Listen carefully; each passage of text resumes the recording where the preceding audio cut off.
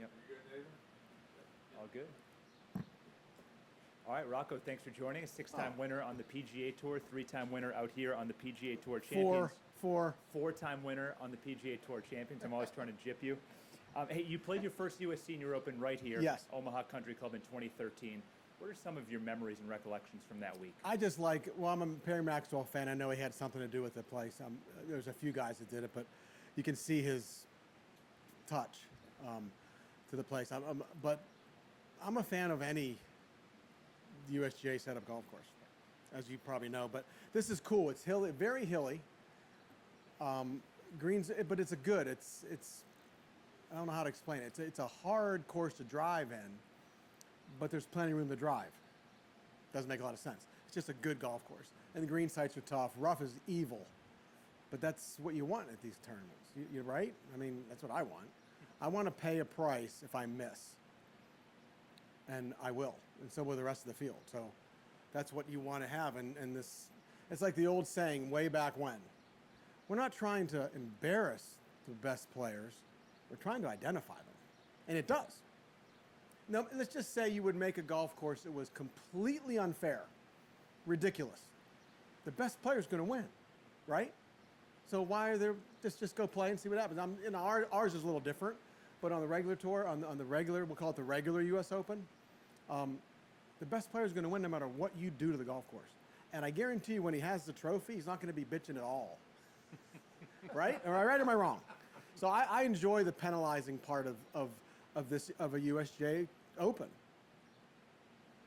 We're supposed to drive the ball in the fairways. If we do, we can play really good. In 2013, you finished tied for third. Yeah, played really good. Yeah, talk a little bit about that week, the fans that are out here, and just kind of the energy that were here. The fans were, there were a couple 100,000, I think, for the week.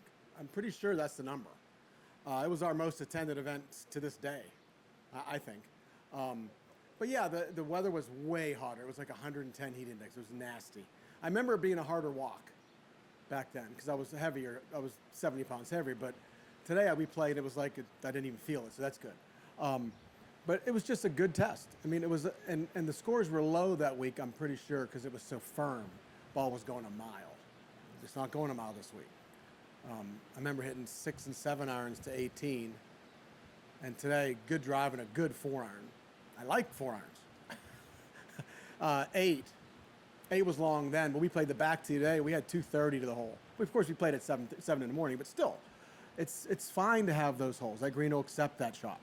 And there's a tee up. I think we played the tee up one time last year, or whenever that was, in 13, and it played, hitting 4 and 5 irons. Either way. It's 2 top 10s in your top 3 starts. What seems to be kind of clicking in your game more recently? Ricky Smith, who I've worked with for, good Lord, since 85. It's a long time. I just wanted to go back to old school stuff, the old days, and I did. I saw some things that I didn't like, and then I went back to some old video from the early 90s, and I went, why the hell did I stop doing that? Because I can still move like I did then. I'm in way better shape than I was then. So that's kind of what I left for about a month. I said, I'm out of here, and I went and figured some things out and came back at the PGA and played really good. Really, even the third round, I didn't play a good third round, but I kind of almost did. One of those 78s, it was like real close to not a bad score because these golf courses bring that out of you. And then I played good Sunday, and then I played really good the next 3 weeks after that. Just putting's better, everything's better. But still driving straight and all that stuff. But I was telling the guys, Amir, I played with Mark this morning, we played, and I kind of looked up and I said, and Mark is in the same boat. We're all in the same boat, kind of. I played a lot more curve in my career than most guys did. But I'm still a master of the off-speed curveball. I'm a master of it because it's an off-speed, slow curve. It doesn't go fast. It never did go fast. So I kind of thought that was funny. I was telling my wife that the other day. I said, I'm a master of the off-speed curveball. I still like to curve it. And the equipment doesn't like for you to curve it, so I got to build it funny to make it curve. But it's fun playing the way you can move balls around into certain pins out here, especially there's some really cool areas that you can use the green and the slope of the green. And then you got to carry a lot of slopes. Some of the par 3s, there's some pins up high that you got to put it up in the air. So it's the test of all. It's fun. I mean, it's what, 6,800, 7,000 yards? Plays longer.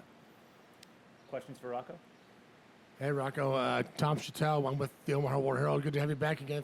Thanks for being here. I was curious what you thought about Phil Mickelson winning the PGA and how that might impact seniors, maybe as they approach 50, coming on the senior tour, or maybe trying to do what he did. Or What Phil did is not surprising at all to me. I mean, I don't know why people would be shocked. He hits it plenty far enough, and he's won a million golf tournaments. So when they were talking on the TV about, well, tomorrow's going to be you think he forgot? He's won 40-some tournaments and now 6 majors, say 5 He didn't forget. And he didn't get there for 3 days because he was lucky. He got there because he's really good. And then Sunday, he did exactly what he was supposed to do. Played good, beat them all. So, no, it didn't surprise me at all. He's different. He's in better shape than he's ever been. He's still limber, and he hits it a mile. Big deal. See, and he's always hit it further than most, right? But now he's keeping up with some of these 25-year-olds. It's unbelievable, but you got to have a lot of strength and a lot of work, and he does it. Nothing he does surprises me. Zero. He's like Tiger. What they do, you're like, yeah, I get it. That's why they're who they are. do you think it'll impact maybe guys as they turn 50? They maybe want to stay out there and maybe grind more like he did. And you can, but you have to have a certain. If you lose your distance out there now, you got nothing. You just don't. There's certain courses, like if I talk about me for a second, there's a couple of places I could play good at. But if I'm driving perfect and Phil's driving perfect, I'm 50 yards behind him. Who's going to win? No, I don't care how good I am with my 6-iron. He's going to kill me with his wedge. Kill me. So that's what you look at playing with some of these guys who hit it 14 miles and some of the kids you play with at home. It's just a matter of time before you wear down. And that's what the game has changed. Amir and I were talking this morning about it. I played 27 years on the regular tour. I'm not sure. He played at least that much also. We never once talked about how far we hit it. Ever. I'd go home, my buddies, how far are you hitting it? I said, far enough. I didn't care how far I hit it. I was hitting in the fairway. That's all you needed to do. So my thought about, well, if you hit it 280 yards in the middle of every fairway at a PGA Tour event, you can compete maybe in a few places. But for the year, you'll get destroyed. But if they grew up like this, that's a whole different ballgame. Yeah, this is what separates. If you drive good here this week, you'll play good. If you don't, simple. Which is what this should be. Mm-hmm. Mm-hmm. Rocco, your preparation for this may have been a little different than the rest of the field. You used a past U.S. Open course to get ready. Can you talk about that? And yeah, Hazeltine. I play up at belong up at Hazeltine and Chaska. I live right down the street, 5 minutes away. And yeah, playing and practicing there. Well, it's a U.S. Open golf course. It's had 2 Opens, 2 PGAs, Ryder Cup, a bunch of U.S. Amateur. You had one U.S. Amateur. That's right. But every day that place is ready to host an Open. Tomorrow, if we had to go here tomorrow, it's ready. And its rough's only that high, but good luck. So we can go from 7,800 yards to wherever you want to make it at that place. So being able to play and practice there, it's ridiculous. It just makes me better, especially on an open golf course. And also different track. A couple weeks ago, obviously, the U.S. Open was at Torrey Pines. Mm-hmm. I don't know how much you watched. Oh, I watched some of it. It was cool to see it. Yeah. Did that bring back any memories as you were watching? Or are you like thinking, what's this guy going to hit in there? What have I done? Yeah, I looked at a lot of the stuff that's going on, and what I still saw a lot of guys talk, like back in 2008, we didn't talk about like what Bryson was doing and some of the guys hit at 14 miles, saying, I'm not really trying to hit this fairway. And I kept going, what? I'm not trying. What? I don't get it. But they played it, and they found certain spots where they could carry the ball 330 yards. Can't do that. And play, have a reasonable shot. But as you saw in the end, it didn't quite work out well, because eventually it will destroy you. Eventually, you can't beat it. You can't beat it.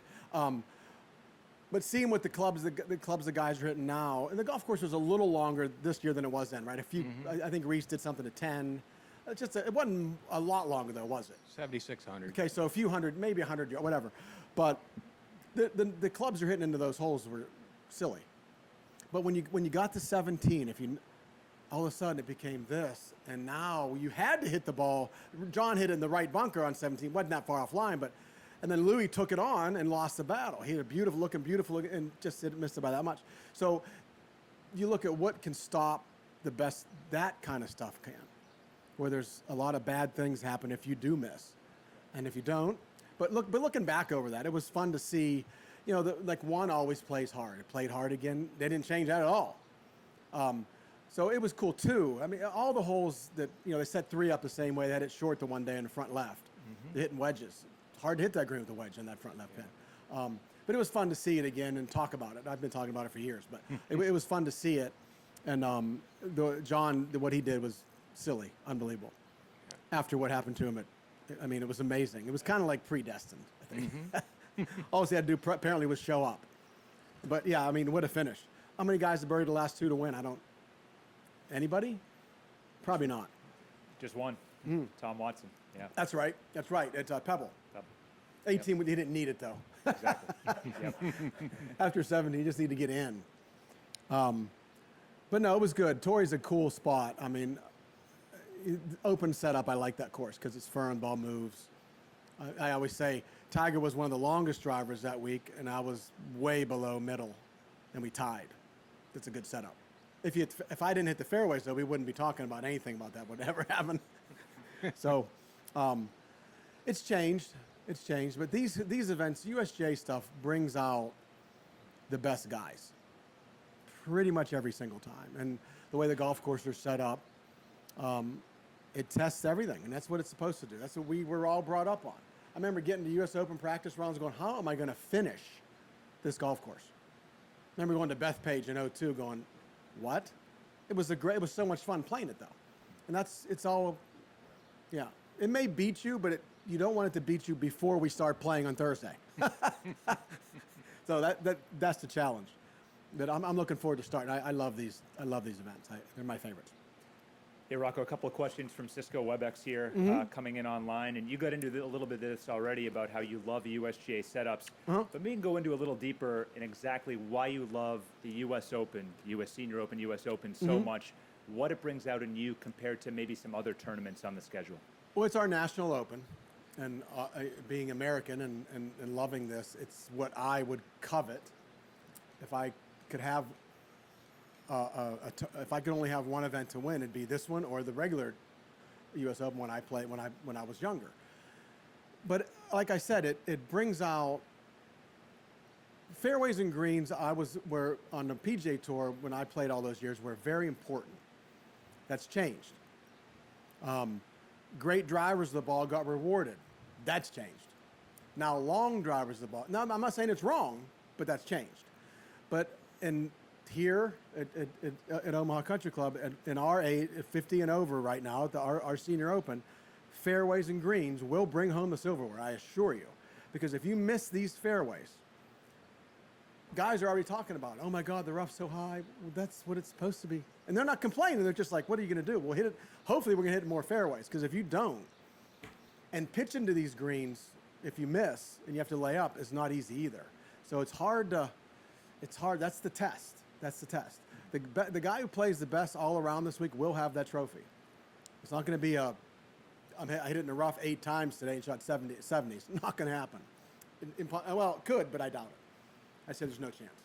I was betting. Follow-up question to this. Virtually no flat areas off the tee here in Omaha. Fairways can be pretty steep. In 2013, you were aggressive with the driver most of the championship.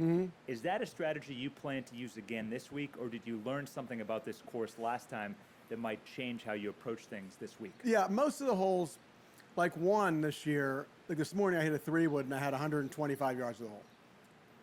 I don't really need it to be. Now, if it's straight downwind and it firms up, we'll maybe hit driver, but it's going to probably go through the fairway. But that fairway slopes so far left that if you do happen to hit it left center, it can get now it goes further away from me to left rough. So there's definitely strategy, but most of the holes, I'm trying to think, most of the holes, it's a driver because there's plenty of room and it gives you an advantage. I hate giving the hole the advantage because I'm not comfortable with a driver. Now, sometimes you can, yep, but like one, there's no reason. If for other words, if I was Darren Clark or VJ or Ernie, downwind, they might could get in the front bunker, believe it or not, because it's cutting straight across the dot, which is a good play. I can't. So if I hit it 30 yards, 40, 50 yards short of the green, to certain pins, I got no shot. So I got to play back a little bit on that one, more than likely. And plus, I like to draw anyway. It doesn't fit a draw. And there's no reason for me to try to slide it. Because a 9-iron or a 9-iron or a wedge, either one's fine. But there's really not many layup holes as far as off the tee. What's that? They changed the routing a little bit, so I got screwed up.